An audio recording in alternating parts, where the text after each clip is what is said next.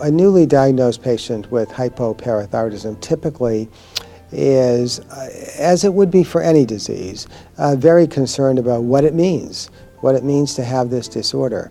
Because of the ready access of the internet and information, most patients who come to us with this new diagnosis already know something about the disease, and it's negatively connotated. They hear about some of the long-term negative consequences of living with this disease, and frankly speaking, sometimes they're in a panic. So one of the first things that I do is to reassure them that we can control this disorder, we can regulate their blood calcium, we can't actually return them to their former state.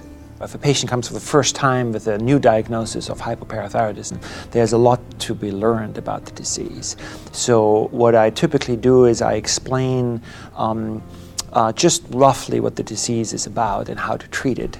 And then I see the patient at the beginning quite often to make sure that he or she understands the disease and how to treat it.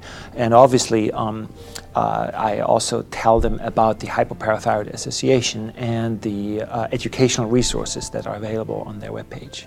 I talk to them about the symptoms of hypoparathyroidism and the symptoms really of hypocalcemia so they can understand and identify when their calcium levels may be low. And then we try to empower patients by allowing them to become familiar with the relationship between supplemental calcium, supplemental forms of activated vitamin D, and how they can use these medications to relieve some symptoms of hypocalcemia, and how they can participate with their own primary care provider in maintaining an optimal serum level of calcium while avoiding elevated urinary calcium levels. And that really is the key, balancing the serum calcium that will prevent symptoms of hypocalcemia against the urine calcium that, when excessive, can lead to an increased risk of kidney stones.